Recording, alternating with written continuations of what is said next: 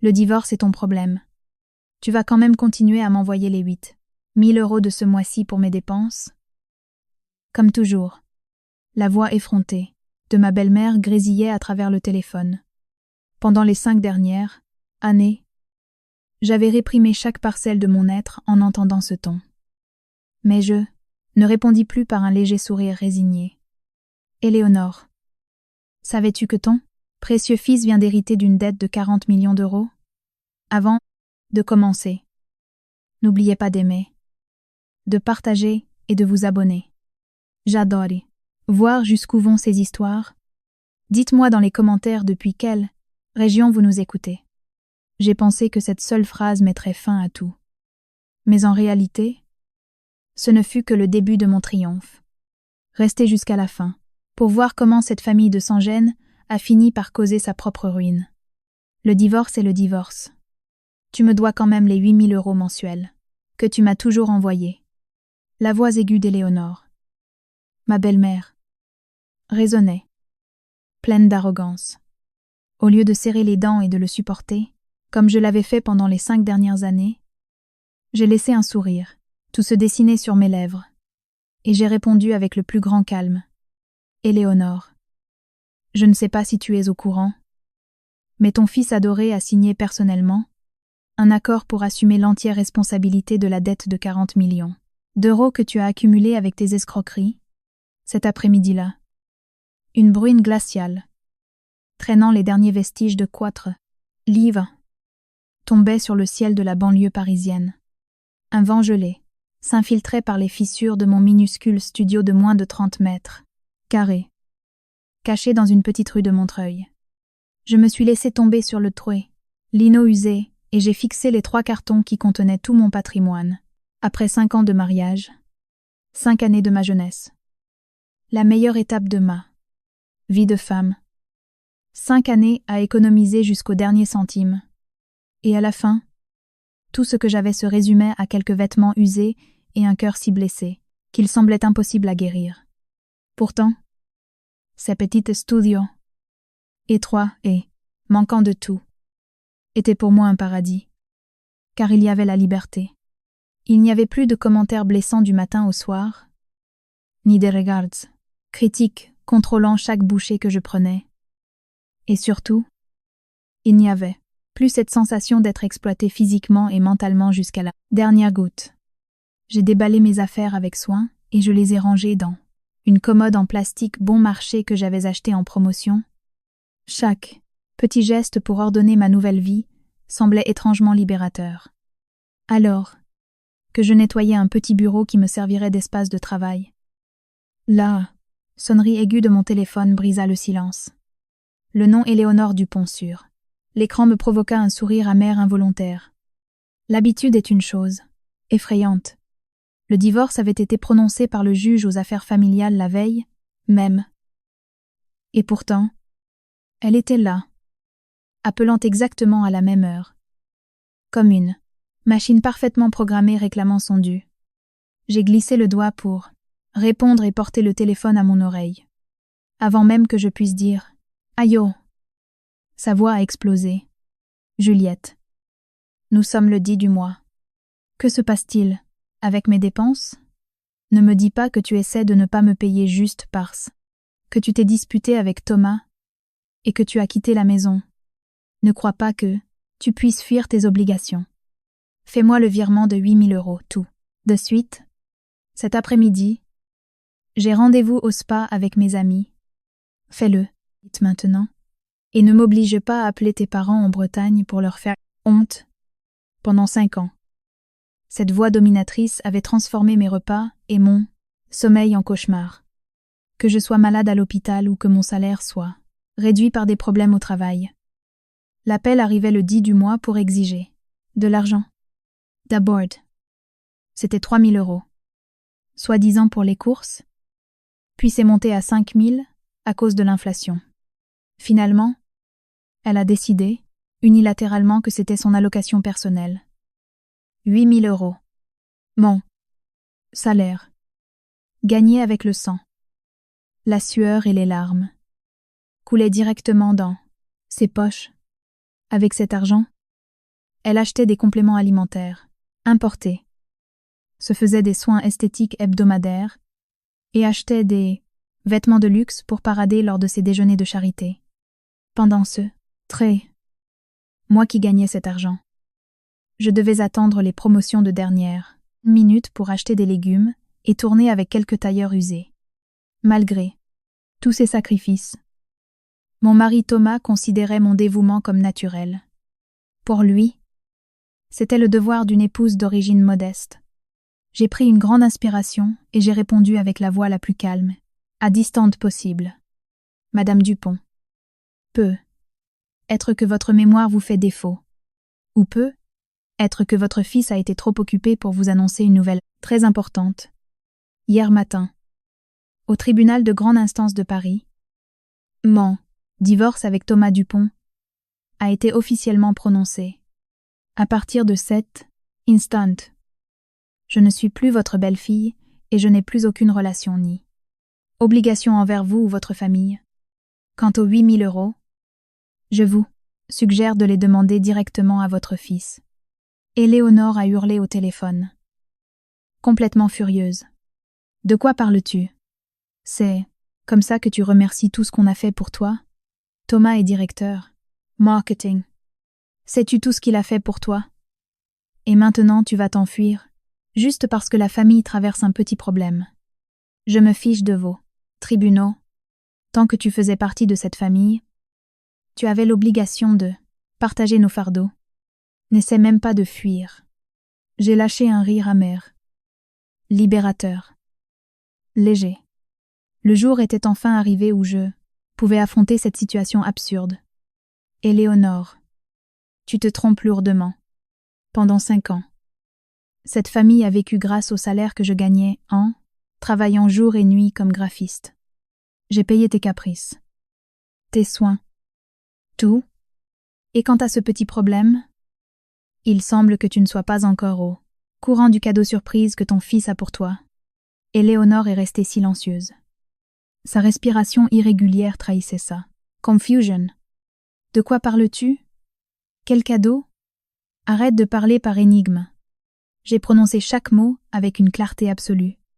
Tu te souviens de cette dette, de 40 millions d'euros que tu as générée. N'est-ce pas?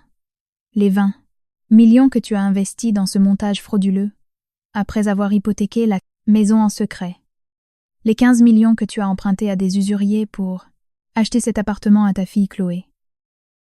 Et tout l'argent dont tu t'es porté, garante pour les dettes de jeu de tes proches. J'ai fait une pause. Tout las, caché à tout le monde. Mais tu ne peux pas cacher les mises en demeure. Yai, sentis le silence absolu à l'autre bout de la ligne, et j'ai porté le coup de grâce, dans sa hâte de me jeter dehors sans rien, dans son désespoir d'être officiellement avec sa maîtresse Ambre, et surtout par son avidité à protéger les biens qu'il a détournés en secret vers elle. Thomas a commis une grave erreur. Il s'est cru si malin qu'il n'a même pas lu la convention de divorce, rédigée par mon avocat. Maître le maire. Il y avait une clause très claire. Thomas Dupont accepte volontairement de conserver tous les biens à son nom. En échange, assume l'entière responsabilité du remboursement de la dette personnelle de 40 millions d'euros contractée par sa mère. Éléonore Dupont. Il l'a signé avec le sourire devant le juge. Le silence est devenu glacial. On n'entendait plus que la respiration agitée d'Éléonore. Puis, le bruit d'un verre qui se brise. Sorcière manipulatrice. Tu as piégé mon fils. Crois-tu que Thomas serait assez stupide pour signer une chose pareille? Tu essaies de détruire ma famille. Sans aucune émotion. J'ai répondu. C'est un jugement de divorce officiel. Signé par les 2 parties et validé par le tribunal. Si vous ne me croyez pas, vous pouvez appeler votre brillant fils et lui demander vous-même. J'ai marqué une dernière pause. Je vous souhaite une vie très heureuse et harmonieuse en compagnie de cette dette de 40 millions d'euros. Et ayez un peu de dignité. Ne m'appelez plus jamais pour vous immiscer dans ma vie. Adieu. J'ai raccroché avec détermination et ajouté le numéro d'Éléonore à ma liste de contacts bloqués. J'ai eu l'impression qu'on m'avait enlevé un poids de 1000 tonnes des épaules. Ma vie tournait enfin une nouvelle page. Je me suis préparée, une tasse de thé chaud, et je me suis assise près de la fenêtre. Regardant la pluie de l'après-midi tomber sur la ville, tout comme la pluie nettoyait la poussière des vieux toits. Je venais de nettoyer la saleté de mon mariage. Misérable. Je savais qu'une tempête bien plus grande approchait maintenant, qu'il connaissait la vérité. Mais j'étais prête à me battre pour ma vie, avant même que le thé entre mes mains n'ait eu le temps de refroidir. L'écran de mon téléphone s'est illuminé avec un numéro inconnu. Je savais qui c'était. Yoï, tout de même pris une autre gorgée de thé avant de répondre calmement. Et comme je m'y attendais, dès que j'ai décroché, une avalanche d'insultes a explosé à mon oreille. Tu es une vipère.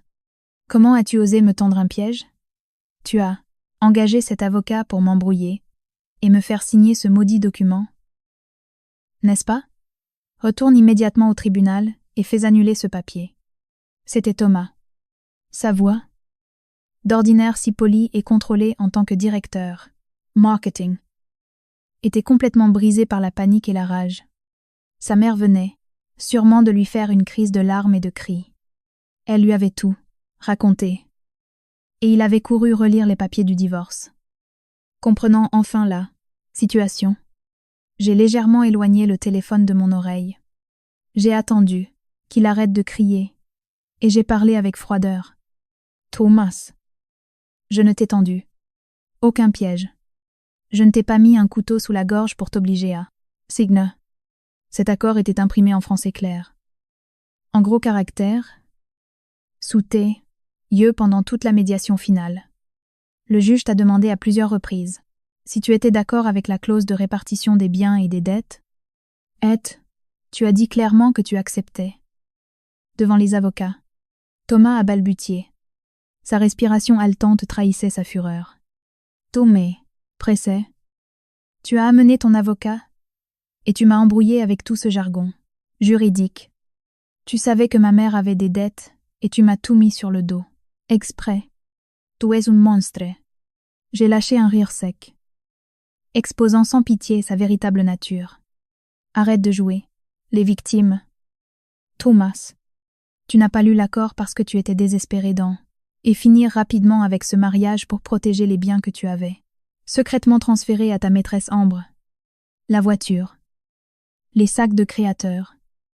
Tout ça, tu avais peur que si la procédure s'éternisait, je demande un audit et complet de nos comptes et que je réclame légalement ma moitié. Tu voulais me jeter à la rue sans rien et l'installer. Elle. Dans notre maison. Tes calculs, méticuleux et avides, se sont finalement retournés contre toi. Le karma frappe, plus vite que tu ne le crois. Le silence est retombé à l'autre bout de la ligne.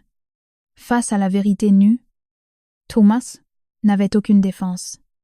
Il avait prévu, avec sa maîtresse, de me laisser sur la paille. Mais il avait oublié un facteur clé. L'avidité insatiable et imprudente de sa propre mère. L'énorme dette qu'Éléonore avait créée a été le poignard qui a fini par se planter dans son dos. Et moi, je n'ai fait que guider sa main pour qu'il assume la responsabilité qui lui incombait en tant que bon fils. Son ton a changé. Mêlant supplications et menaces pathétiques. Juliette. Nous avons été mariés 5 ans. Tu ne peux pas être aussi cruel. 40 millions d'euros.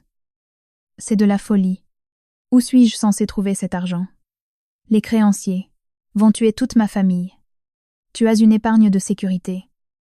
N'est-ce pas? Aide-moi avec ça.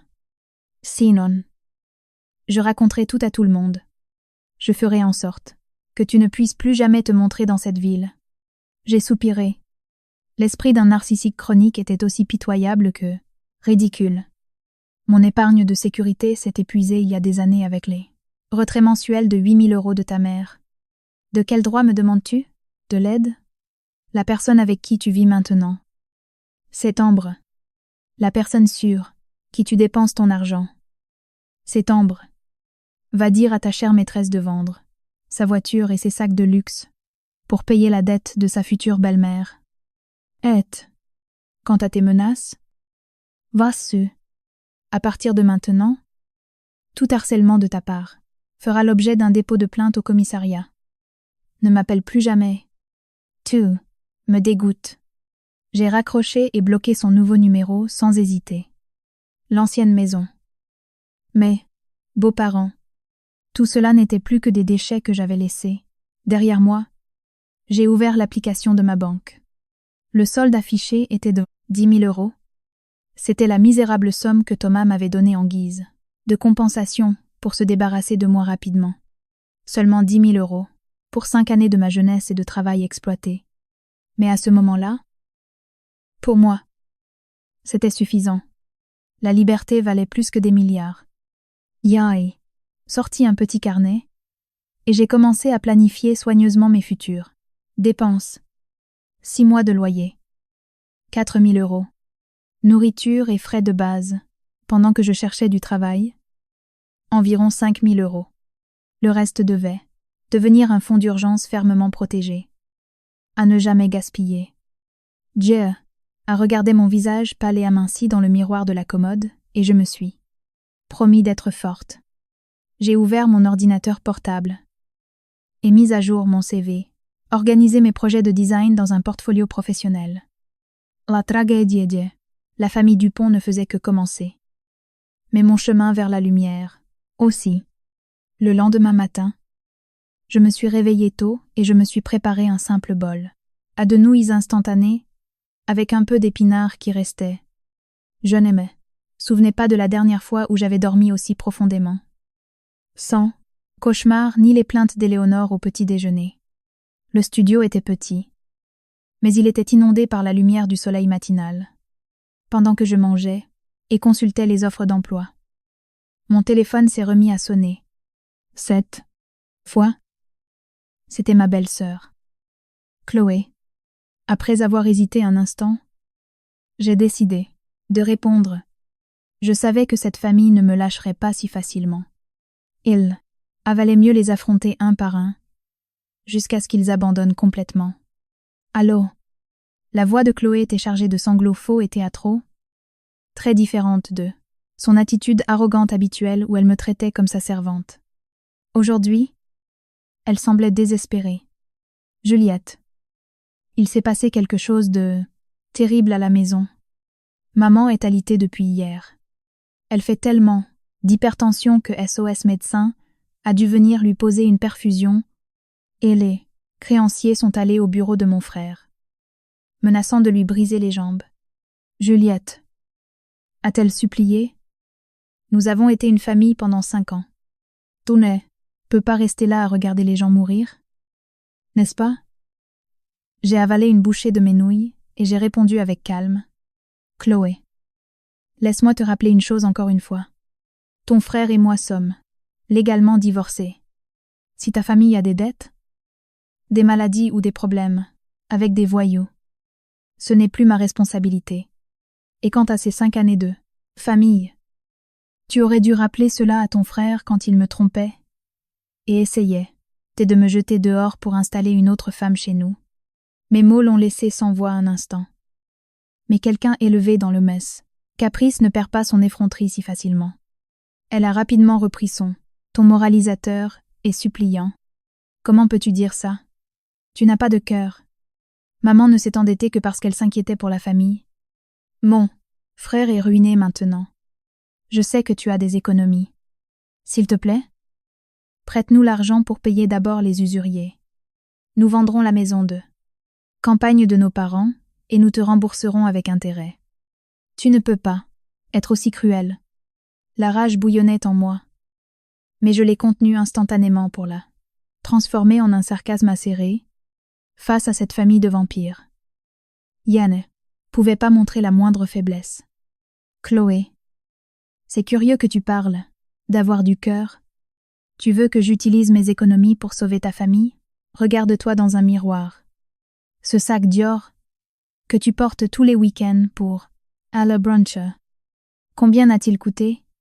Ces chaussures Chanel que tu portes avalent plusieurs mois de mon salaire. Et cet appartement de luxe dans lequel tu vis. Qui crois-tu l'a payé? Ta mère, elle a exploité mon travail et a même hypothéqué sa maison pour t'offrir ce train de vie. Vous avez tous vécu à mes crochets. Et maintenant que vous êtes en faillite, tu veux que j'en paie les conséquences? Tu me prends pour une idiote? La voix de Chloé tremblait de panique. Juliette. C'est ridicule. Mon copain m'a acheté ces choses. Et maman a acheté l'appartement pour que je n'ai pas à souffrir après mon mariage. N'essaie pas de me rejeter la faute. J'ai parlé avec fermeté, appuyant chaque mot. Peu importe d'où vient cet argent. Maintenant ta mère et ton frère portent une dette de 40 millions d'euros. En tant que fille ayant directement profité de cette dette, ne crois pas que tu puisses jouer la princesse innocente et t'enfuir. Je te préviens. Thomas Peuta peine se sauver lui-même en ce moment. Il ne faudra pas longtemps avant que les huissiers et les créanciers ne frappent à la porte de ton luxueux appartement pour récupérer l'argent que ta mère a emprunté. Si tu tiens vraiment à eux, vends tes sacs de créateur, tes chaussures de luxe et cet appartement pour sauver ta mère et ton frère.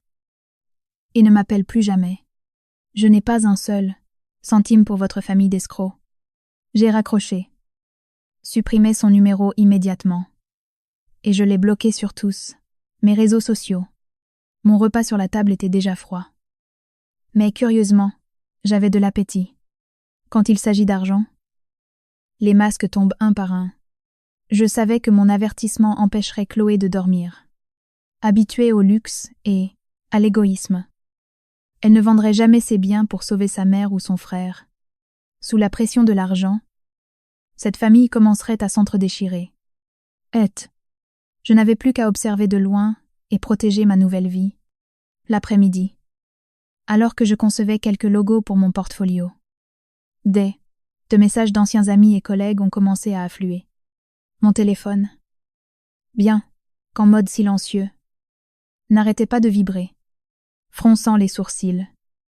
Yoï, ouvert l'application de messagerie. Une amie de l'université m'avait envoyé une capture d'écran avec un message inquiet. Juliette. Il faut que tu te connectes. Tout de suite. Thomas raconte des horreurs sur toi sur tous les réseaux sociaux. Il essaie de t'humilier. Il a même identifié tous nos amis communs. J'ai senti mon cœur se serrer. J'ai rapidement ouvert mes réseaux sociaux. Et se trouvait une longue publication de Thomas, qui en à peine 2 heures avait déjà des centaines de mentions, j'aime et de commentaires.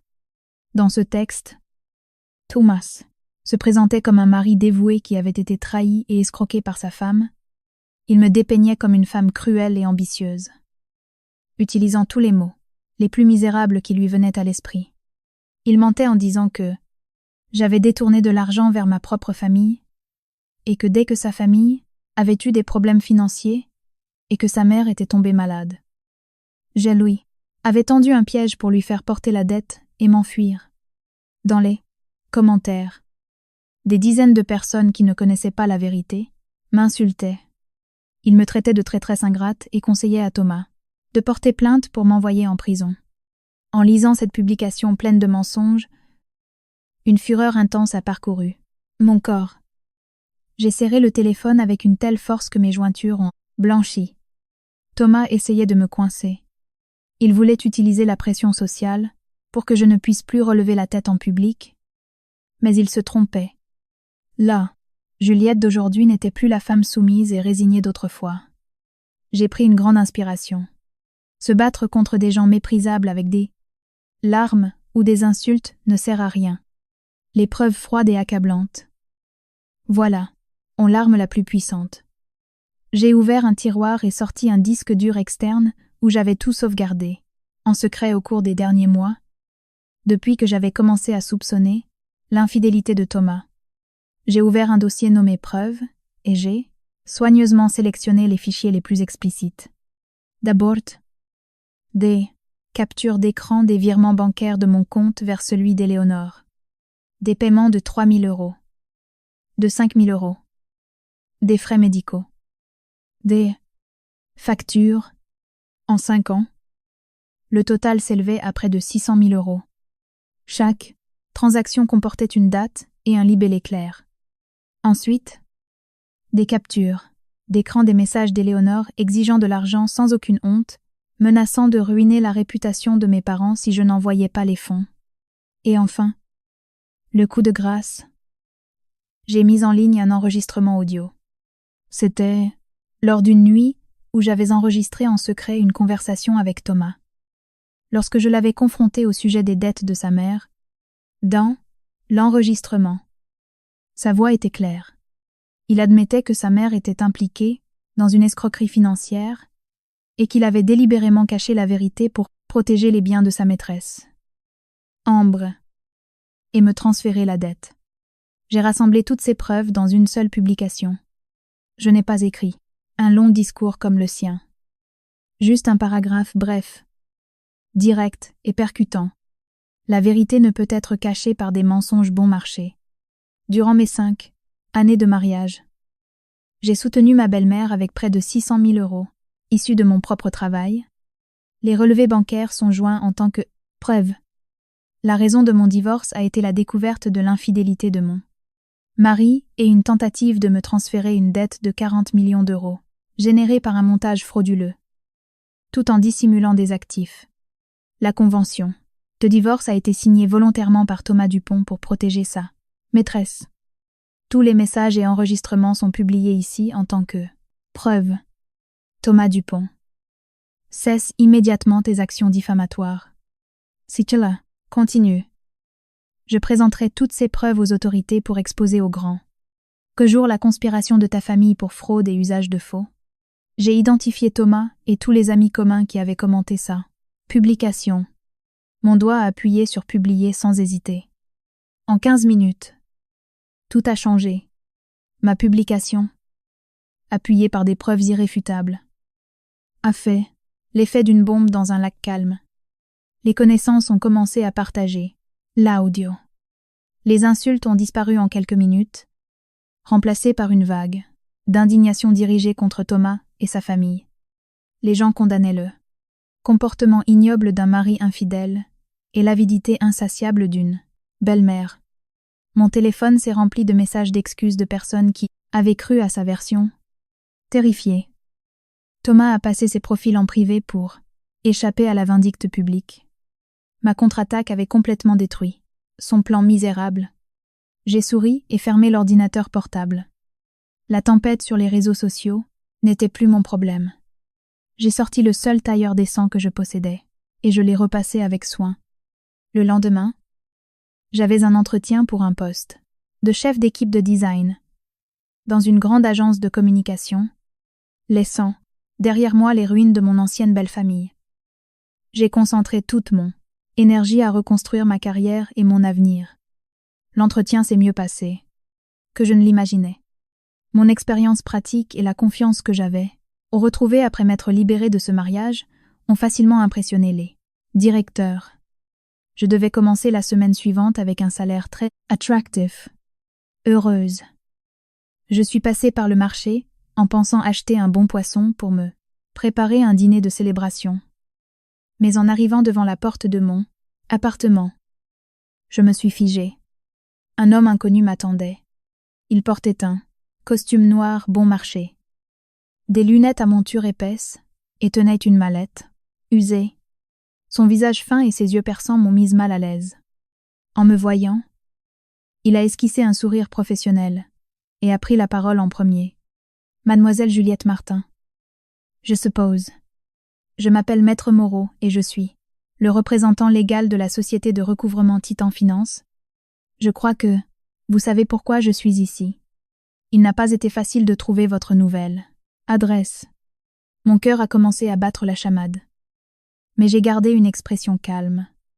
Sans ouvrir la porte, j'ai croisé les bras dans le couloir et je l'ai fixé du regard. Bonjour. Je ne dois pas d'argent à Titan Finance. Si vous cherchez mon ex-mari, Thomas Dupont, vous vous êtes trompé d'adresse. Nous sommes officiellement divorcés. Je n'ai aucune relation avec lui ni avec les dettes de sa famille. L'homme a ajusté ses lunettes et a parlé d'un ton calculé et persuasif. Mademoiselle Martin, je comprends que vous soyez divorcée. Mais selon nos dossiers, La majeure partie de la dette de Madame Éléonore Dupont a été générée pendant votre mariage, et vous savez comment ces choses fonctionnent? Même un seul jour de mariage crée certains liens de solidarité. Monsieur Dupont n'a pas honoré ses paiements et est actuellement introuvable. Vous, en revanche, avez un travail stable. Pour le bien de votre réputation et par simple décence, ne pensez-vous pas qu'il serait juste d'aider votre ex-mari? Si vous êtes disposé à couvrir la dette, nous pourrions envisager de réduire les intérêts. Sinon, si la situation se complique, cela pourrait s'ébruiter sur votre nouveau lieu de travail et il pourrait alors vous être difficile de seulement vous y montrer. J'ai éclaté de rire. C'était un rire de moquerie face à l'audace d'un agent de recouvrement déguisé en avocat. Il essayait de piéger une femme sans argent pour qu'elle paie la dette de l'homme qui l'avait trahi, en utilisant la décence et la réputation comme appât. C'était ridicule. Maître Moreau, puisque vous travaillez avec la loi, tenons-nous-en à la loi. N'essayez pas de me menacer, avec des arguments émotionnels ou des normes sociales. Premièrement, cette dette a été contractée au nom personnel d'Éléonore Dupont et pour ses propres fins, non pour les dépenses du ménage. Deuxièmement, selon le jugement de divorce, validé par le juge, Thomas Dupont a volontairement assumé l'entière responsabilité de cette dette. C'est écrit clairement et légalement.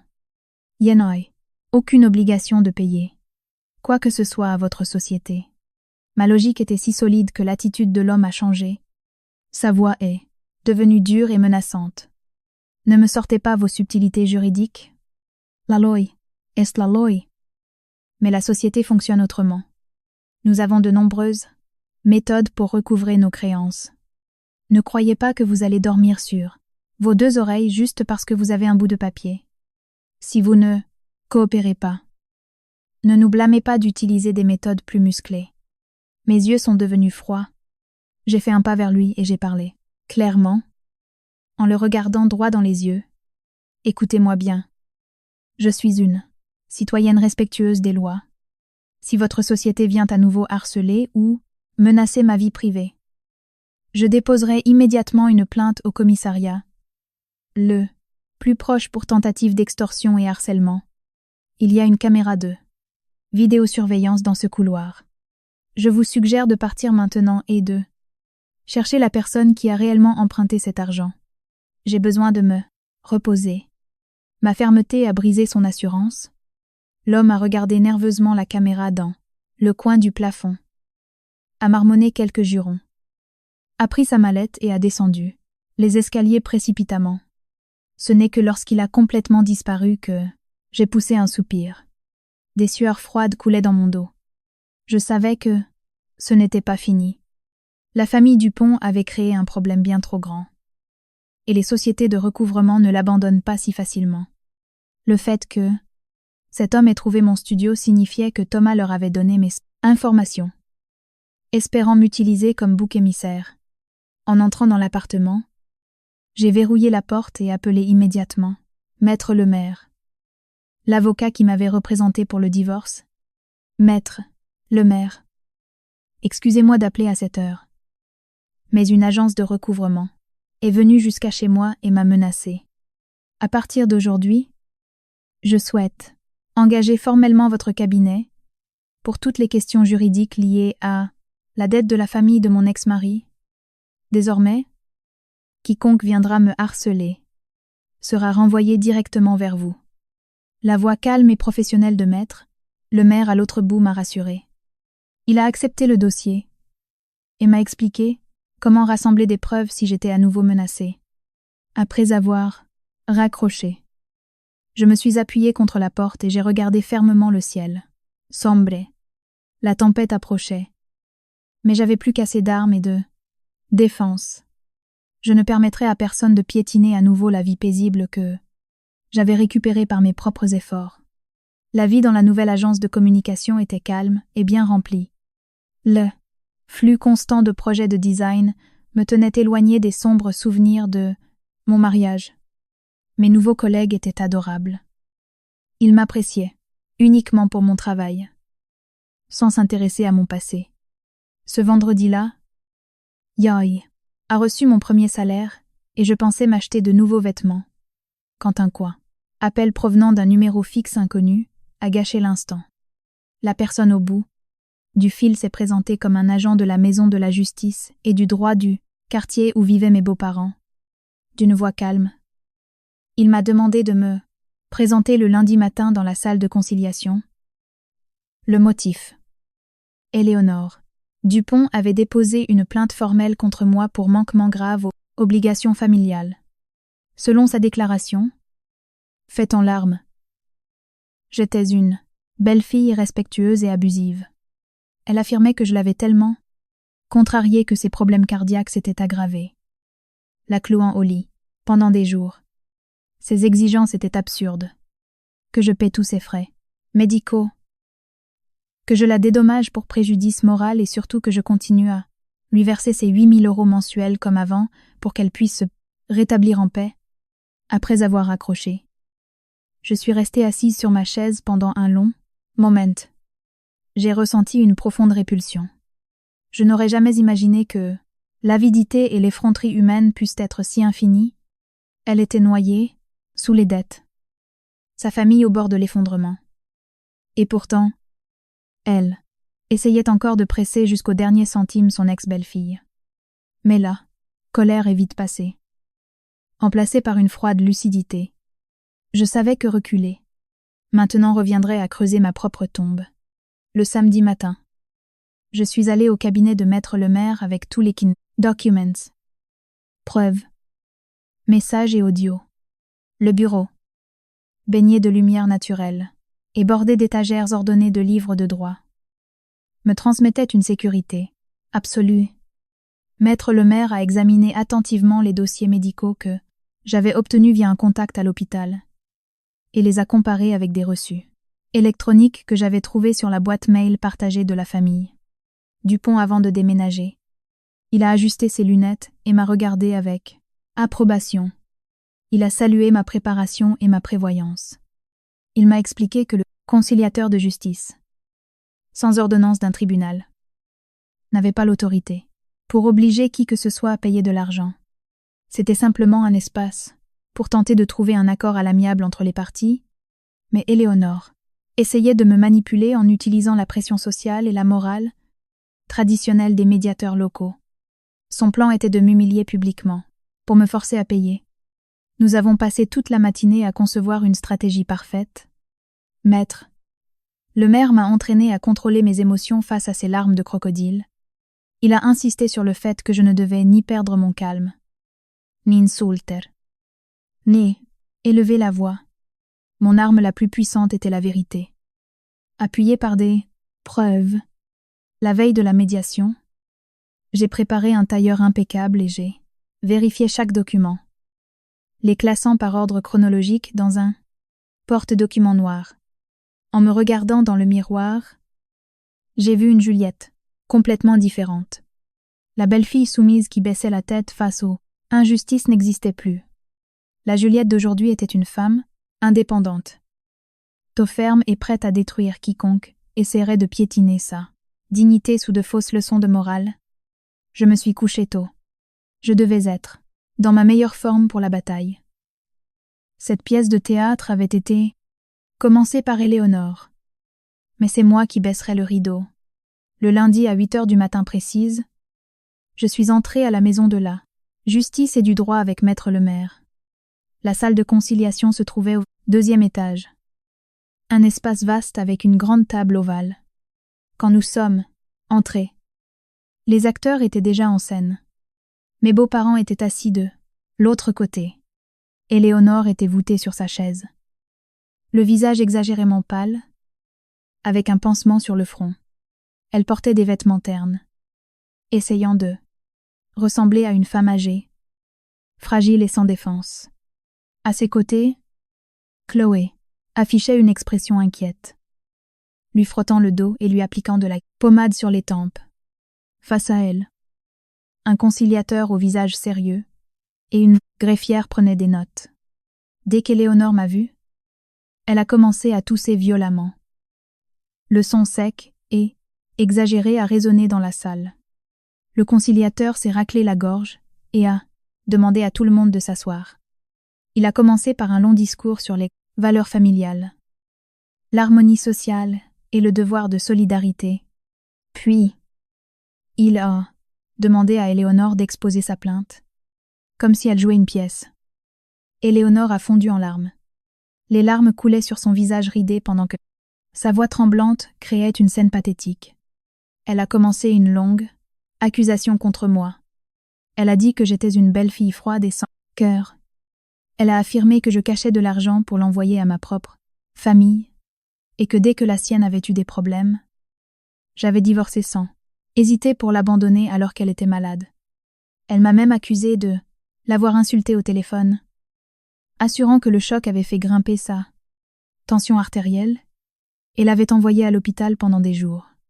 Terminante, sa performance théâtrale trempée de larmes, elle m'a pointé du doigt et a exigé que le centre corrige les prétendues injustices commises à son encontre, que paie ses frais médicaux et qu'on m'oblige à reprendre son versement mensuel. La greffière a fait claquer sa langue et m'a lancé un regard de reproche. Les conciliateurs, d'un ton sévère, m'a demandé d'expliquer mon comportement immoral, tel qu'Éléonore l'avait décrit. Je me suis levée avec calme et courtoisie. Yoï, saluer toutes les personnes présentes. J'ai ouvert lentement mon porte-document et j'ai sorti le premier ensemble de papiers parfaitement classés dans une pochette transparente. Monsieur le conciliateur, Madame la greffière, je comprends et je respecte pleinement les principes de vie en société que cette institution cherche à défendre. Cependant, toute accusation nécessite des preuves. Madame Dupont affirme que je l'ai tellement contrariée que ses problèmes cardiaques se sont aggravés et qu'elle a dû être transportée d'urgence à l'hôpital. J'aimerais présenter au comité les dossiers médicaux officiels de l'hôpital où elle a été soignée ce jour-là. J'ai déposé une copie du compte rendu médical avec le tampon rouge de l'hôpital sur la table, devant le conciliateur. Il l'a pris et l'a examiné en fronçant les sourcils. J'ai lu à voix haute les points clés. La patiente a été admise pour des douleurs abdominales et des vertiges. Diagnostic final du service de gastro-entérologie. Indigestion aiguë due à une consommation excessive d'aliments riches en protéines et en graisses. Spécifiquement un plateau de fruits de mer crus. De plus, des signes d'hyperlipidémie et une légère hypertension liée à un excès de graisse ont été détectés. Aucun signe d'affection cardiaque ni de détérioration physique causée par un choc émotionnel n'a été trouvé. Toute la salle est restée silencieuse. Les pleurs d'Éléonore se sont arrêtés. Net. Le pansement sur son front semblait sur le point de se décoller. Chloé, nerveuse, a posé le tube de pommade et a évité de me regarder. Mais je n'avais pas fini. J'ai sorti un deuxième groupe de documents. Madame Dupont a également affirmé qu'elle était alitée depuis des jours et que sa famille traversait une situation si grave qu'elle ne pouvait même pas se payer de médicaments. Monsieur le conciliateur, voici les copies de ses relevés de carte de crédit. Mardi. Jour après sa sortie de l'hôpital, Madame Dupont a payé un soin du visage à l'or. 24 carats pour 1500 € dans un spa de luxe. Le lendemain, elle a dépensé près de 2000 € en compléments alimentaires, haut de gamme. Pensez-vous que quelqu'un qui était au bord de la mort est, soi-disant ruiné à l'énergie et l'argent pour ce genre de dépenses? Le conciliateur, se rendant compte qu'il avait été manipulé, a frappé les documents sur la table avec colère. Son visage est devenu rouge. La greffière a secoué la tête. Son regard de reproche envers moi s'est transformé en mépris envers Éléonore. La farce de la belle-mère avide a été complètement exposée à la lumière de la vérité. Éléonore est restée bouche bée, livide. Pour la première, toutefois, on aurait dit qu'elle risquait vraiment de faire un infarctus. Sans le maquillage de ses mensonges. Un lourd silence a rempli la salle. Le conciliateur s'est tourné vers Éléonore avec autorité. l'a sévèrement réprimandé pour avoir trompé une institution de justice et abusé de sa confiance. Ensimulant, une maladie pour diffamer une autre personne. Éléonore a baissé la tête. Assez, que main tremblait. Toute son arrogance avait disparu. Chloé, paniquée, n'arrêtait pas d'envoyer des textos sur son téléphone. Juste au moment où le conciliateur s'apprêtait à clore le dossier, la porte s'est ouverte à la volée. Tout le monde s'est tourné. Surpris. Sur le seuil se tenait Thomas. L'image du directeur élégant, toujours impeccable, avait disparu. À la place, il y avait un homme dévasté, les cheveux en bataille, la chemise froissée et déboutonnée, le torse trempé de sueur, les yeux rougis, la respiration haletante. Dès qu'il m'a vu, il s'est précipité en avant sans se soucier de la présence des fonctionnaires de justice. Juliette, sorcière, qu'est-ce que tu as fait? Tu veux nous tuer? Moi et Ambre? Le conciliateur s'est levé d'un bond en frappant la table. Silence. Maintenez. L'ordre. Mais Thomas, hors de lui, l'a ignoré et a continué à crier en me, pointant du doigt. Une dizaine de créanciers sont allés au bureau d'Ambre. Ils ont jeté des ordures à l'entrée et hurlé nos noms avec un mégaphone pour que tout le quartier l'entende. Elle a été virée sur le champ pour avoir porté atteinte à l'image de l'entreprise. Et mon patron m'a suspendu de mes fonctions, jusqu'à ce que cette affaire soit réglée. Tu es contente maintenant? Ça te satisfait de nous ruiner? Prends en charge cette dette. J'ai regardé cet homme qui avait un jour été mon mari. Je n'ai ressenti ni peur, ni compassion. Seulement du mépris. Il avait été courageux pour me trahir, mais lâche pour en assumer les conséquences. J'ai fait signe à maître le maire à rester assis, et j'ai fait un pas en avant. J'ai sorti un épais dossier de mon sac, et je l'ai laissé tomber lourdement sur la table. Le bruit sec a fait « Zozauta Thomas ». Thomas Dupont. Ouvre bien les yeux et regarde. C'est laid. Un registre de chaque euro que j'ai envoyé à ta mère pendant 5 ans. Pendant que je me privais de tout. Près de 600 000 euros. Mon travail a payé sa vie, de luxe et a nourri ta famille. Et toi, tu as utilisé nos biens communs pour acheter des sacs de créateurs à ta maîtresse, pendant que je faisais des heures supplémentaires. Tu l'emmenais dans notre lit. Ta mère et toi avez comploté pour me jeter à la rue sans rien. J'ai pris une grande inspiration. Ma voix est devenue tranchante. Et maintenant que le karma vous rattrape, et que les créanciers frappent à ta porte, tu as l'audace de venir ici exiger que je paie tes dettes. Cette dette de 40 millions d'euros a été créée par ta mère. Et tu as signé volontairement devant un juge, assumant toute la responsabilité. Celle-ci. Document porte le sceau de la République française. De quel droit viens-tu m'exiger quoi que ce soit? Laisse-moi être très clair. Si toi ou n'importe quel membre de ta famille s'approche encore de moi ou me harcèle, je demanderai pour l'ordonnance de protection et je porterai plainte pour harcèlement et menaces. Le conciliateur et la greffière avaient tout entendu. Ils regardaient Thomas, avec dégoût. Le conciliateur a montré la porte et a ordonné fermement. Sortez. Immédiatement. La conciliation s'est terminée par une défaite humiliante pour mes beaux-parents. J'ai souri. J'ai remercié les fonctionnaires et maître, le maire. Et je suis sortie de cette salle étouffante la tête haute. Derrière, moi. J'entendais les cris perçants d'Éléonore qui réprimandait son fils. Cette confrontation a détruit toute illusion qu'avait la famille Dupont de m'utiliser, comme bouc émissaire. Une semaine paisible s'est écoulée. Je pensais que tout était terminé. J'ai commencé à redécorer mon petit studio. J'ai mis quelques plantes près de là, pour fenêtre, et j'ai commencé à me cuisiner de bons petits plats. Mais les répercussions de cette famille n'étaient pas encore terminées. Un soir de semaine, une pluie torrentielle tombait sans discontinuer. Je venais de terminer, de dîner quand des coups désespérés ont résonné à ma porte. J'ai regardé par la fenêtre, Et je suis restée figée. Sous le petit auvent de l'immeuble se trouvait Ambre, la maîtresse que Thomas avait essayé de protéger. Elle ne ressemblait en rien à la femme élégante que j'avais vue en photo, celle qui portait des bijoux, en or et un maquillage impeccable. La femme devant moi maintenant était aussi pitoyable que Thomas quelques jours plus tôt. Trempée de la tête aux pieds, laid, cheveux collés à son visage blême. Sans maquillage, sa robe de créateur, autrefois immaculée, était tachée de boue. Dès que j'ai ouvert la porte, ses jambes ont semblé céder, et elle est tombée à genoux sur le sol froid du palier.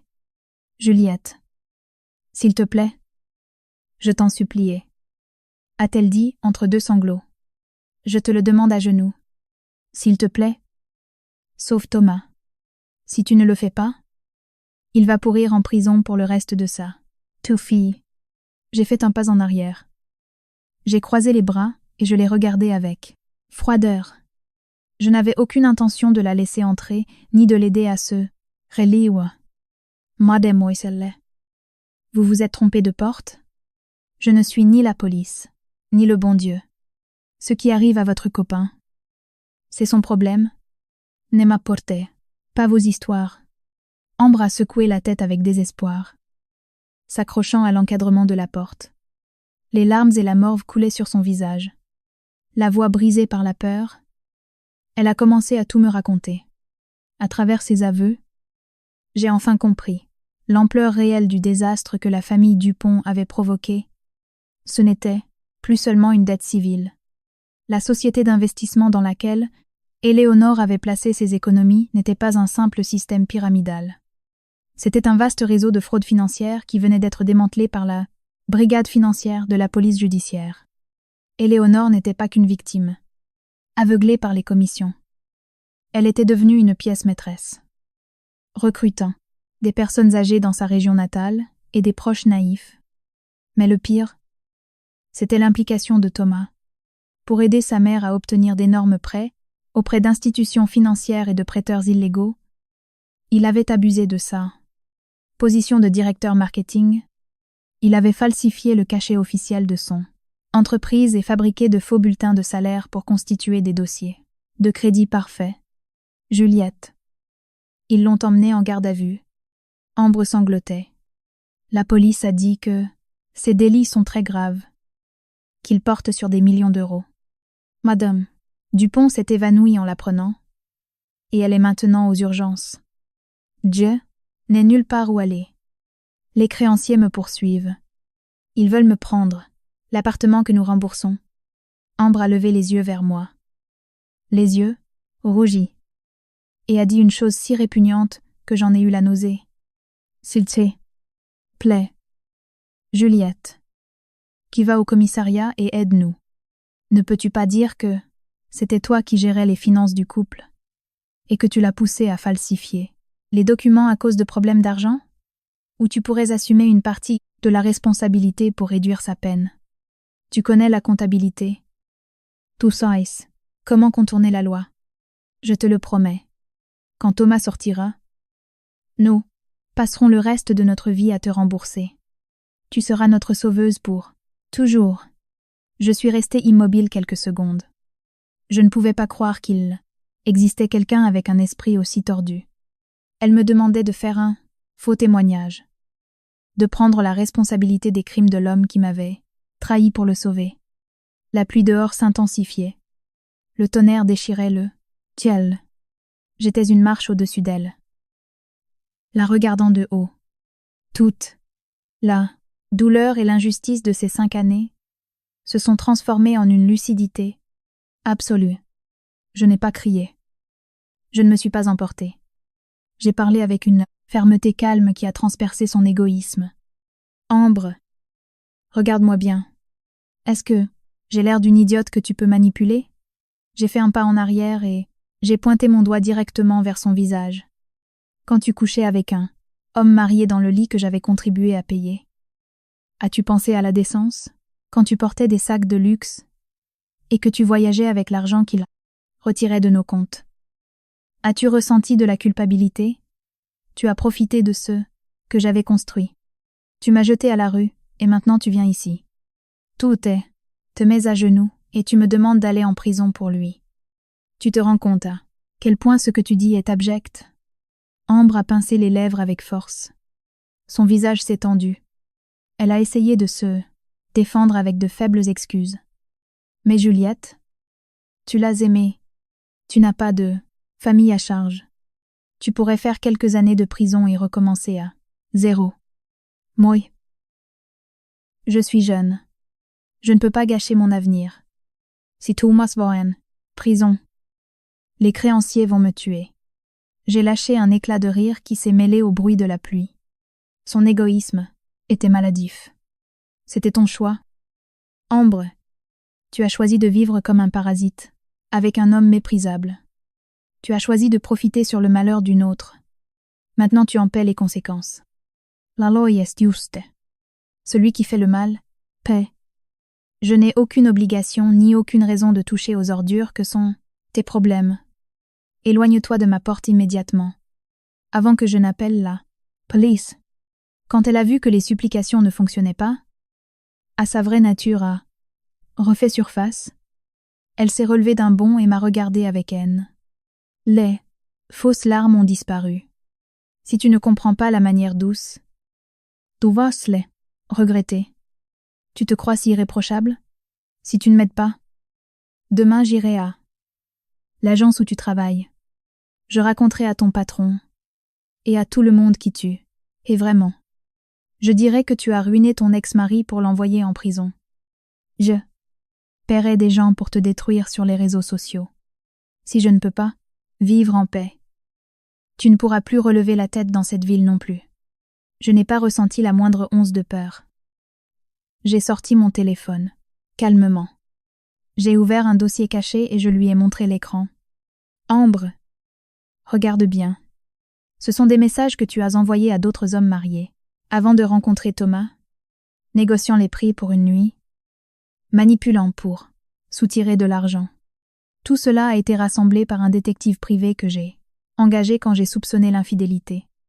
Tu croyais que j'étais partie les mains vides? J'ai fait une pause, la laissant digérer l'information. Tes parents sont des professeurs à la retraite, respectés en province. N'est-ce pas? Que crois-tu qu'il se passerait si j'envoyais ça au maire de leur commune? Ah oui, si je le mettais en pièces jointes dans un mail de masse à l'entreprise dont tu viens de te faire virer? Qui crois-tu qui ne pourra plus relever la tête à ce moment-là? Les couleurs ont déserté son visage. Elle est passée du rouge au blanc. Cadavérique. Elle a reculé de plusieurs pas en regardant le téléphone comme si elle avait vu un fantôme. Sa menace s'était heurtée à un mur impossible à briser. Je n'ai rien dit avant parce que je ne voulais pas me salir les mains. Avec toi. Mais si tu oses encore me menacer, je vais te montrer ce que c'est que de vraiment toucher le fond. Maintenant, dégage. Ambre a reculé en titubant, manquant de tomber dans les escaliers. Terrifiée. Elle a fait demi-tour et s'est enfuie en courant sous la pluie, disparaissant dans la rue sombre sans se retourner. J'ai refermé la porte calmement et j'ai verrouillé à triple tour. Dehors, la tempête frappait sans pitié. Mais à l'intérieur de mon petit foyer régnait le calme. Après cette nuit-là, après avoir mis à la porte cette maîtresse effrontée, Yaï crut que j'aurais enfin quelques jours de paix, avec Thomas en détention, provisoire et la police enquêtant. Le chaos dans la famille Dupont devait être total. J'ai décidé de me concentrer sur mon travail et de rester en dehors de tout ça, mais j'avais sous-estimé la folie d'une femme acculée. Cette nuit-là, l'horloge marquait plus de 2 heures du matin. Le quartier était silencieux, plongé dans le sommeil profond de ceux qui avaient terminé une longue journée. Je dormais profondément quand un coup métallique et strident m'a réveillé en sursaut. Le bruit du métal contre la porte blindée était assourdissant. Ah ouais, début. J'ai cru qu'un voisin ivre s'était trompé de porte. Mais alors une voix, de femme, aiguë et terrifiante, a transpercé le silence de la nuit. Juliette, Martin, espèce de garce, ouvre cette porte tout de suite. Crois-tu que tu peux Dormir sur tes deux oreilles après avoir envoyé mon fils en prison? Si tu as du crâne, sors et affronte-moi. Ce soir, je vais en finir avec toi. C'était Éléonore. Sa voix chargée de haine venimeuse a crispé tout mon corps. Les coups sont devenus plus frénétiques, accompagnés d'insultes et du bruit de quelque chose de lourd frappant la porte. Ouvre! Si tu ne le fais pas, Yemet, le feu à cet endroit et je te brûle vive. Je n'ai plus rien à perdre. Mon fils et moi sommes finis. Mon cœur battait à tout rompre. Une peur viscérale m'a envahi. Ce n'était plus la belle-mère arrogante. C'était un animal acculé. Dangereux. Je me suis levée, en silence, évitant d'allumer les lumières qui auraient pu la provoquer, davantage. J'ai vérifié les verrous, m'assurant que tout était bien bloqué. Yoï, pris mon téléphone, allumé la lampe torche et activé l'enregistrement vidéo. Avec précaution, j'ai approché la caméra du Judas, sous la faible lumière du palier. Éléonore était terrifiante. Elle portait un pyjama en désordre, les cheveux lui couvrant la moitié du visage. Dans ses mains, elle tenait une grosse barre de fer avec laquelle elle frappait à plusieurs reprises ma porte. À ses pieds, il y avait un bidon en plastique qui sentait manifestement l'essence. Elle était sérieuse, sans hésiter une seconde. J'ai composé le 10 à 7 et j'ai signalé la situation. J'ai donné mon adresse clairement et j'ai expliqué qu'il y avait des menaces d'incendie, criminels et de mort. Quelques voisins ont commencé à entrebâiller leurs portes, mais en la voyant dans cet état, avec l'essence, personne n'a osé intervenir. Remarquant qu'on l'observait, Éléonore a commencé à leur hurler, que dessus, exigeant qu'ils me forcent à sortir. En moins de 5 minutes. Le son des sirènes a déchiré la nuit. Les gyrophares bleus ont illuminé la rue. Des policiers de la brigade anticriminalité sont arrivés rapidement. Ils ont maîtrisé Éléonore avant qu'elle ne puisse réagir. La barre de fer a volé au sol, et ils ont écarté le bidon. Elle résistait en hurlant comme une déséquilibrée, m'insultant sans arrêt.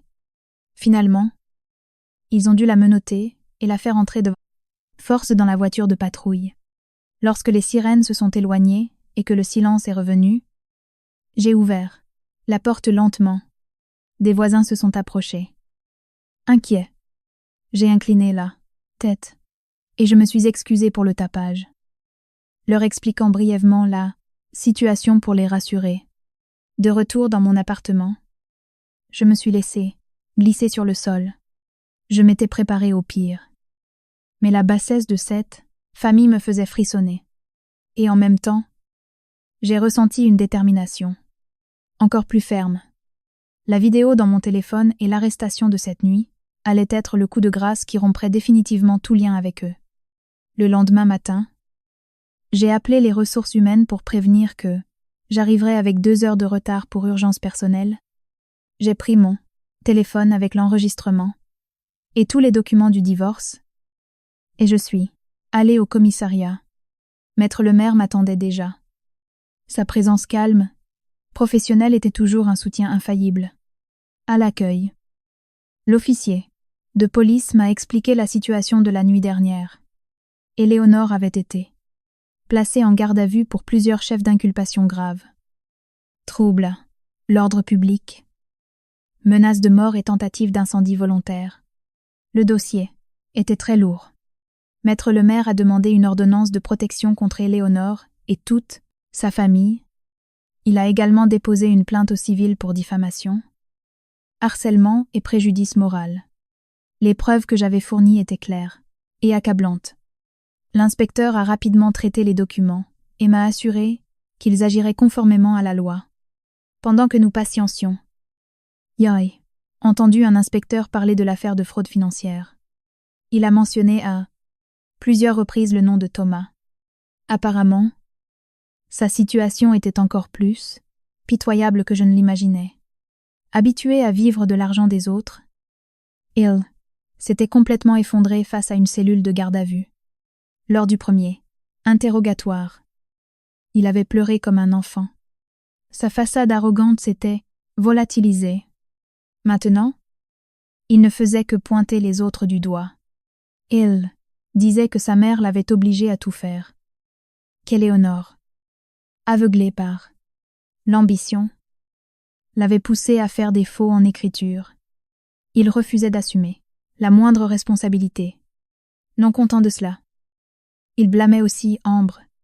Il la qualifiait d'opportuniste, affirmant qu'elle l'avait manipulé pour qu'il quitte sa femme et détruise sa vie. Il avait même demandé à me voir, espérant que je paierais une partie des dommages pour réduire sa peine. J'ai secoué la tête. Un homme méprisable jusqu'au bout. Quand tout allait bien, il me piétinait. Quand tout s'écroulait, il trahissait tout le monde.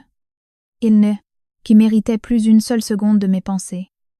En sortant du commissariat. Le soleil matinal a illuminé mon visage. Il était chaud, éclatant. Maître le maire m'a tapoté l'épaule et m'a souri. Il m'a assuré qu'avec l'ordonnance de protection et le poids de la justice, cette famille n'interférerait plus jamais. Dans ma vie, je l'ai remercié sincèrement et j'ai pris un taxi direct pour l'agence.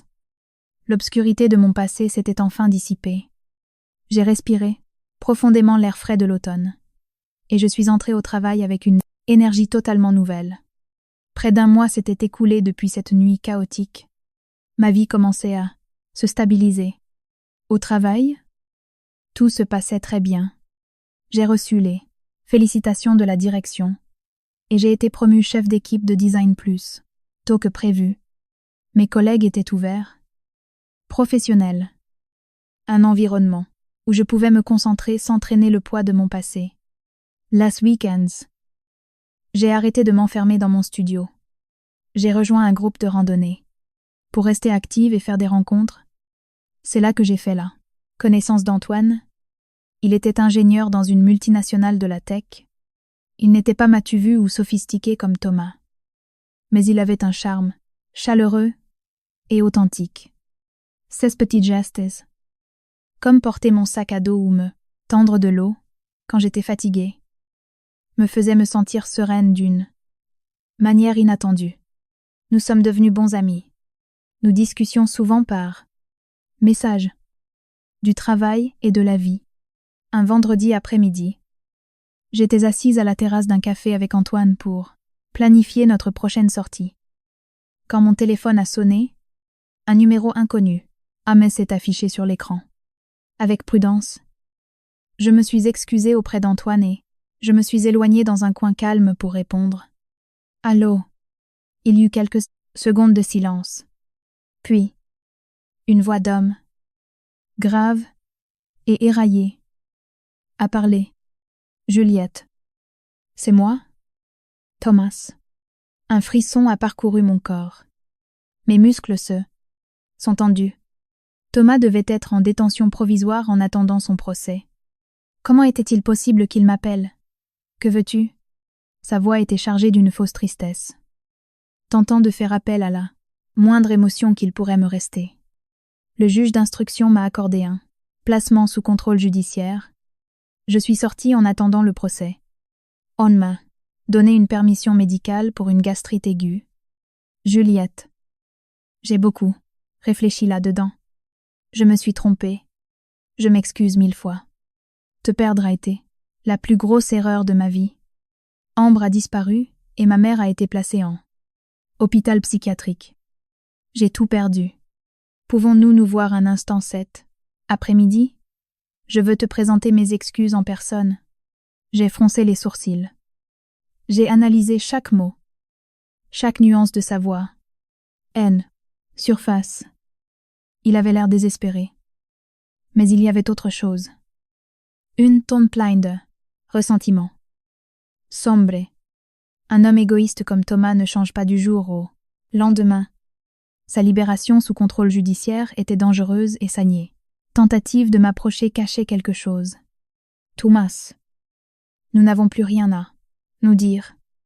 Le juge a déjà tranché et la justice suit son cours. Garde tes excuses pour le tribunal. L'ordonnance de protection est toujours en vigueur. Si, tu essaies de t'approcher. Je déposerai plainte. Et tu retourneras directement en cellule. Adieu. J'ai raccroché sans lui laisser l'occasion de répondre. J'ai immédiatement envoyé un message à maître le maire. Il m'a répondu rapidement, me disant de rencontrer Thomas sous aucun prétexte, d'éviter de marcher seule la nuit et de garder mon téléphone toujours à portée de main. Quand je suis retournée à la table, Antoine a remarqué mon expression. Tout va bien, j'ai forcé un sourire. Du démarchage téléphonique, je n'étais pas prête à lui raconter mon passé. Je ne voulais pas que cette noirceur contamine ce qui venait à peine de commencer. J'ai essayé de me convaincre que la justice me protégerait. Mais au fond de moi, je sentais que l'ultime tempête nommée Thomas se rapprochait. À l'approche de la fin de l'année, le travail s'est intensifié. Les projets de fin d'année m'obligeaient à faire des heures supplémentaires.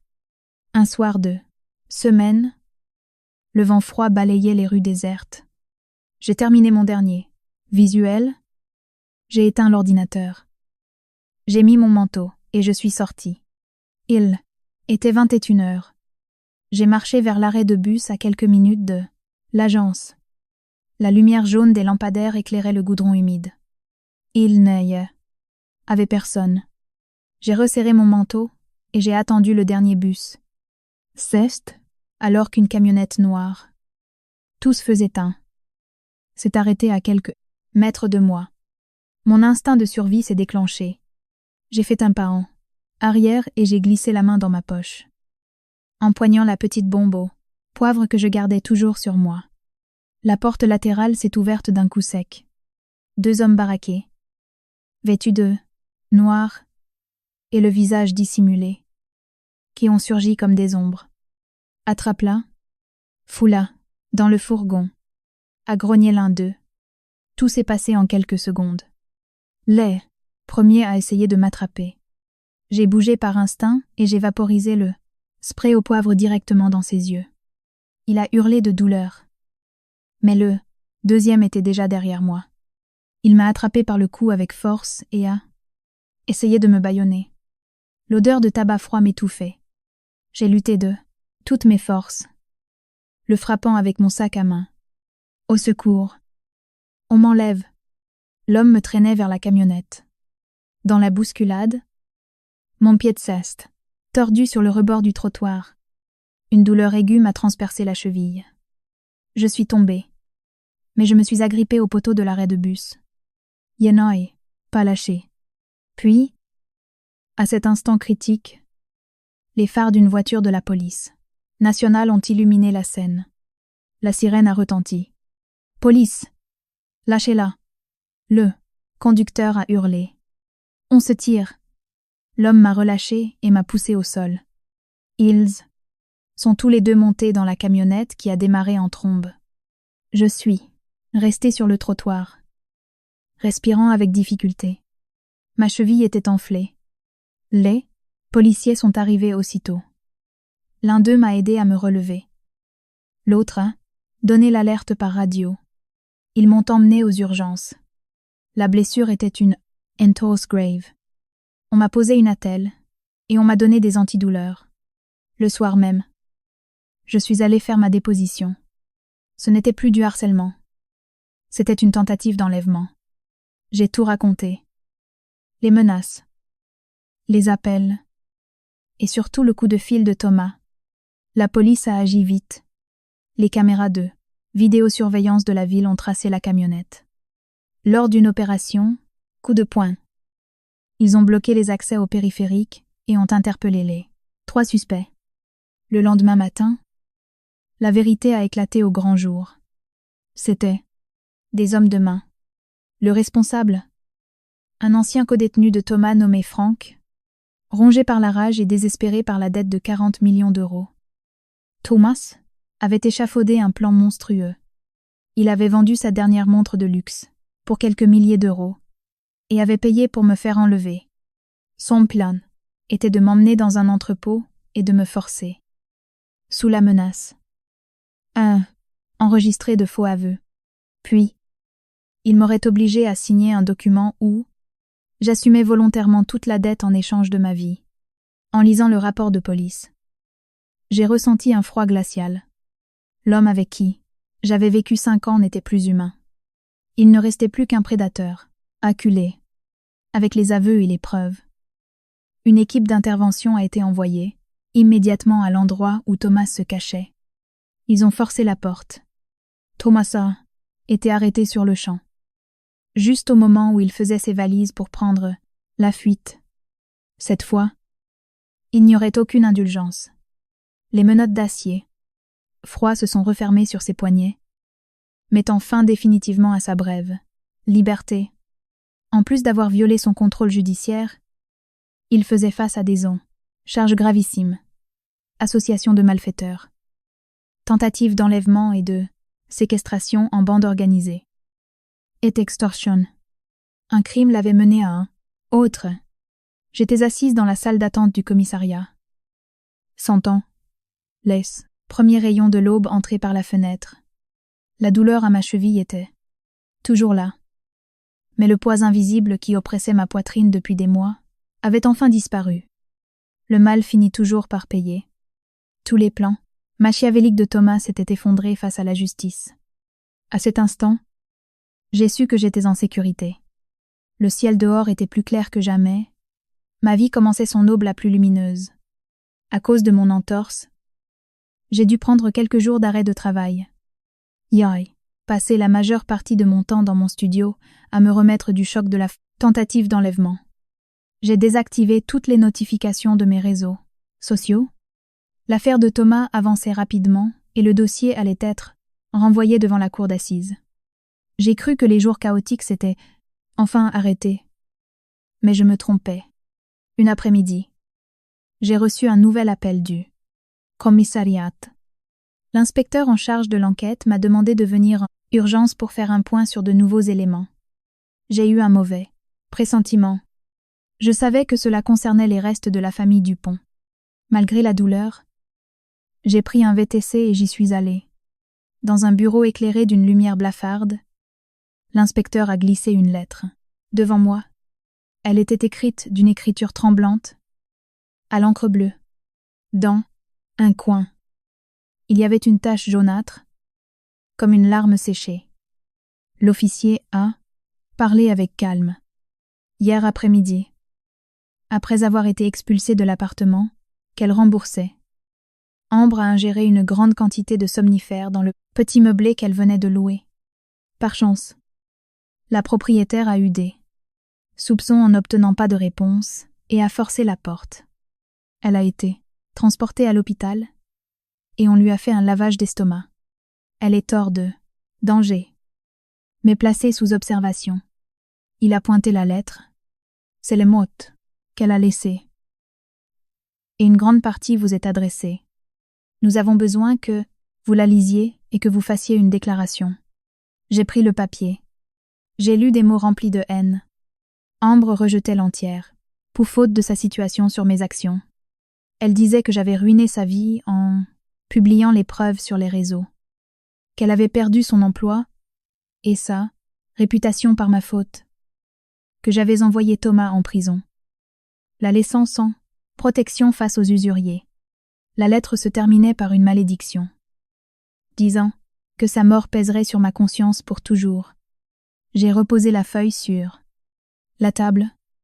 Je n'ai ressenti ni culpabilité ni peur, seulement de la pitié et du mépris.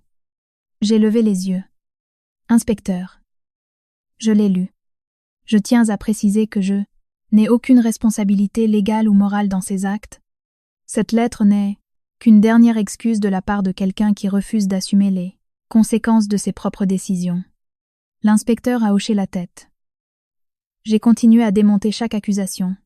Premièrement, Ambre a perdu son emploi et sa réputation à cause de ses propres actions en s'impliquant dans la destruction d'un mariage. Deuxièmement, ce qui a conduit Thomas en prison, c'est l'avidité de sa mère et ses propres délits. Escroquerie et faux en écriture. C'est moi la victime. J'ai été trompée, dépouillée de mes biens, et j'ai failli être enlevée par des criminels qui la engagé. Tout ce que j'ai fait, c'est me défendre légalement. Sa tentative de suicide est la conséquence de la pression de ses créanciers. Pas d'une quelconque action de ma part. L'inspecteur a pris note méticuleusement. Il m'a expliqué qu'étant mentionné, dans la lettre, il était nécessaire de recueillir ma version pour la procédure. Il a également confirmé que la cause principale de l'état d'Ambre était la Jompon. Détresse financière. La loi est claire. Personne ne peut utiliser la mort pour culpabiliser ou faire chanter un innocent. J'ai signé le procès-verbal. Je suis sorti du commissariat alors que les lumières de Paris commençaient à s'allumer. Le vent froid a fini de m'éclaircir les idées. Cette lettre n'était qu'un caillou tombant dans l'eau. Un bref impact. Puis le silence. Ce jour-là, j'ai compris une chose importante. La bonté doit être accordée à ceux qui la méritent. Et face à ceux qui manipulent en feignant la faiblesse, la fermeté est la seule justice. De retour dans mon petit studio. J'ai définitivement clos le chapitre nommé Ambre. Le temps a passé. L'hiver a pris fin. Le printemps est arrivé. Ma cheville a complètement guéri. Mon travail est devenu stable et les problèmes de mon ancienne belle famille ont commencé à s'estomper comme des souvenirs lointains. Un matin, j'ai posé une journée de congé pour assister à l'ouverture du procès de Thomas et du réseau de fraude financière devant le tribunal. La salle d'audience était bondée. Les victimes occupaient les bancs du public. Des personnes qui avaient perdu toutes les économies de leur vie. Je me suis assise, en silence au fond de la salle. Dehors, on a entendu la sirène du fourgon pénitentiaire. Les accusés sont entrés. Quanjaivu Thomas. J'ai eu du mal à le reconnaître. Amaigri. Le visage creusé. Le crâne rasé. Le regard empli de terreur. Il gardait la tête baissée, tremblant sous le regard furieux des victimes. L'homme arrogant avait disparu. Il ne restait qu'un criminel attendant sa sentence. Le procès s'est déroulé sur toute la journée. Le procureur de la République a présenté les charges avec des preuves irréfutables. Thomas faisait face à de multiples chefs d'accusation, faux et usage de faux, escroquerie en bande, organisée, association de malfaiteurs, tentative d'enlèvement et séquestration. Face aux preuves, aux témoignages et aux enregistrements, il n'a rien pu nier. Il a seulement pleuré et imploré la clémence de la cour. Le sort d'Éléonore fut tout aussi tragique. Selon le rapport d'expertise, le choc d'avoir tout perdu, de voir son fils tomber l'avait plongé dans une grave paranoïa. L'évaluation psychiatrique a conclu à une altération totale de son discernement. Par conséquent, la justice a prononcé un non-lieu psychiatrique et a ordonné son internement d'office dans un établissement spécialisé. Même les prêteurs véreux ont dû s'asseoir sur leurs pertes et se cacher de la justice. La famille était complètement ruinée, sans aucun bien à saisir. Le soir même, le président du tribunal a rendu son verdict. Thomas a été condamné à une peine de 15 ans de réclusion criminelle pour l'ensemble de son œuvre. Le bruit sec du marteau a mis un point final à la vie d'un homme qui avait piétiné la morale et la loi. Dans la salle, on a entendu des soupirs de soulagement et les applaudissements des victimes. Je me suis levée en silence et je suis sortie avant qu'on ne l'emmène. Je n'ai ressenti aucun triomphe, aucune pitié, seulement un profond sentiment d'achèvement. La justice avait été rendue, la roue avait tourné de la manière la plus juste qui soit. Ce soir-là, assise au bureau de mon studio, j'ai allumé mon ordinateur. J'ai ouvert le dossier caché nommé preuves, audios et messages, virements, las fastigos, de 5 années de ma vie. J'ai tout sélectionné, sans hésiter. J'ai cliqué sur supprimer définitivement. La barre de progression a atteint les 100 pour tout 100 et avec elle a disparu le tout dernier lien avec cette famille. La sonnerie du téléphone a interrompu le silence. C'était Antoine. Sa voix chaleureuse m'a enveloppée d'une paix inattendue. Il m'a demandé si j'avais dîné. Si je voulais, elle a me promener ce week-end. J'ai souri. Un vrai sourire. Oui. Le passé restait derrière moi. Et j'étais prête pour écrire une nouvelle page. 1 an après le procès. Ma vie avait totalement changé. Antoine et moi avions commencé une relation. Ce n'était pas une histoire pour faire joli sur Instagram. C'était une histoire paisible. Vraie. Bâtie sur de petits gestes, quotidiens. Il était mûr. Attentionné et respectait toujours mon espace. Avec une promotion, une belle prime de fin d'année et un crédit immobilier. Yai réussit à acheter un bel appartement très cosy dans le 11e arrondissement de Paris. Pour la première fois, j'avais un vrai chez moi. Un week-end. Antoine m'a emmené voir une exposition d'art moderne au centre, Pompidou. Le musée était silencieux, baigné d'une lumière douce. Nous marchions, lentement, observant chaque œuvre. Je me synthesizing pies. Je pensais que toute la noirceur était derrière moi. Mais la vie met parfois les gens à l'épreuve, au tout moment où ils sont le plus sereins. Alors que je regardais une toile, mon sac s'est mis à vibrer. C'était Maître Lemaire. J'étais surprise. Il n'avait pas l'habitude d'appeler le week-end. Je suis sortie dans le couloir pour répondre. « Bonjour, Maître Lemaire. » Sa voix était pressante. « Juliette, écoutez-moi calmement.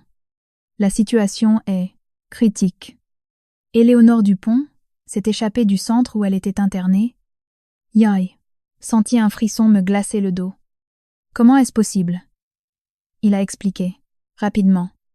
Après l'incarcération de Thomas, Chloé a perdu son appartement à cause des dettes et a dû s'installer dans un logement insalubre. Ne pouvant plus payer la clinique psychiatrique privée, elle a pris sa mère en charge. Pour finalement l'abandonner dans un foyer d'hébergement d'urgence. Ce matin-là, pendant un changement d'équipe, Éléonore s'est enfuie. Mais le pire, c'est qu'ils ont trouvé une photo de vous sous son lit.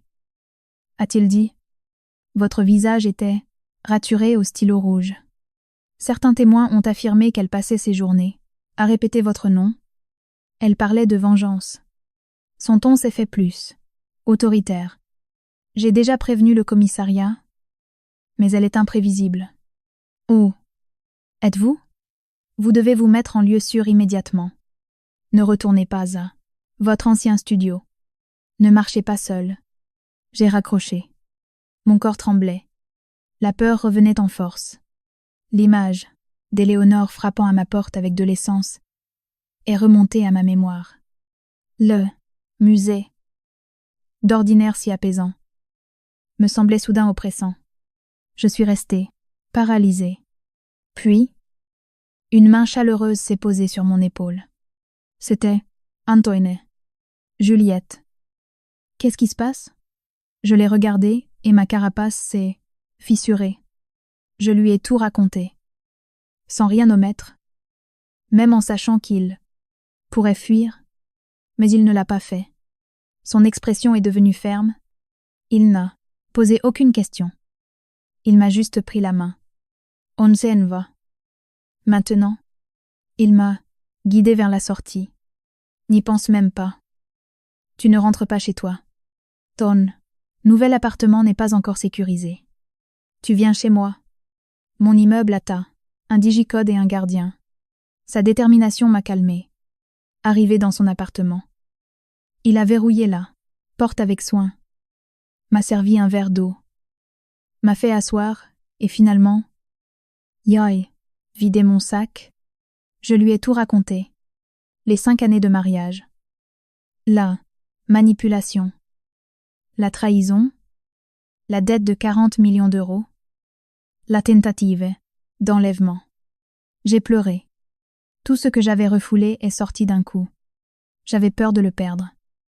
Mais Antoine ne m'a pas jugé. Il m'a seulement écouté. Puis il s'est approché. A essuyé mes larmes et m'a prise dans ses bras. Une étreinte solide. Protectrice. Juliette. Tu as traversé tellement d'épreuves. À partir d'aujourd'hui, tu n'es plus seule. C'est moi qui vais te protéger. Toi, tu as juste besoin d'être en paix. Cette nuit-là, je me suis endormie dans ses bras. Le lendemain matin, j'ai été réveillée par la sonnerie du téléphone.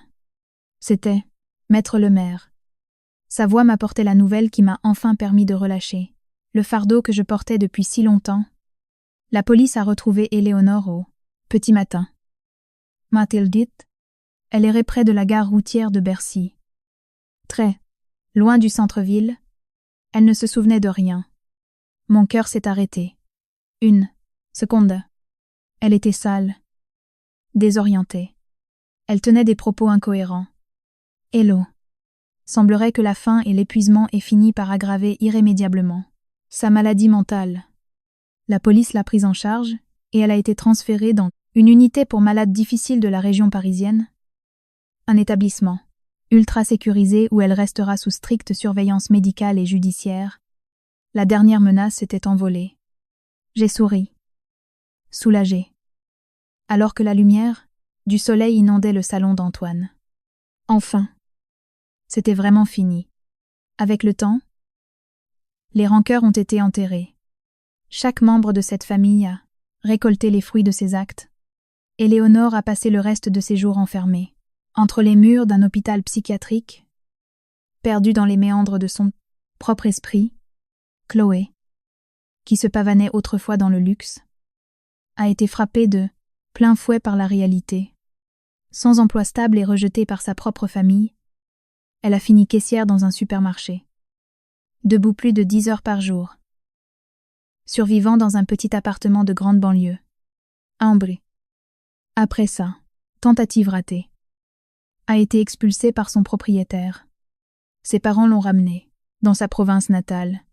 Et, pour rembourser ses dettes auprès des créanciers, ils ont fini par la marier à un veuf de 20 ans, son aîné. Chacun a récolté ce qu'il avait semé. Et je sentais que ma vie ne faisait que commencer. Mon nouvel appartement était enfin prêt. Antoine avait pensé l'éclairage, m'avait offert l'électroménager et s'était assuré d'installer un système d'alarme complet. Le jour de l'emménagement, le temps était radieux. Nous avons nettoyé ensemble, décoré chaque recoin. Ce n'était pas immense, mais c'était baigné de lumière, et c'était à moi. Ce soir-là, j'ai préparé le dîner pour Antoine. Rien d'extravagant.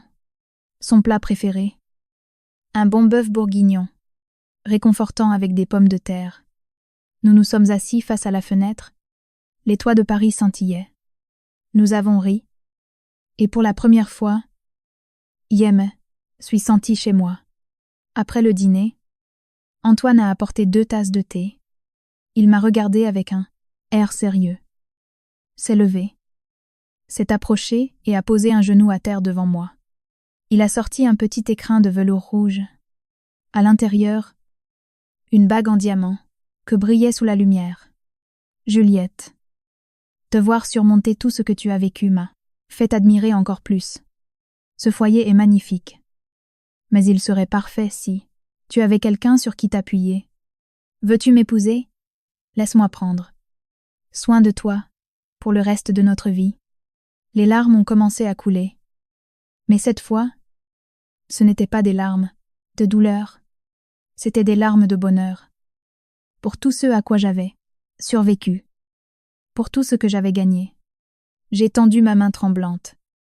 Yoï, souris, et j'ai hoché la tête. Antoine a glissé la bague à mon doigt, s'est relevé et m'a serré contre lui. Ensemble, nous avons regardé la ville illuminée. Yoï, posé ma tête sur son épaule. J'ai pris une grande inspiration et j'ai ressenti quelque chose que je n'avais jamais connu auparavant. La paix. Un nouveau chapitre commençait.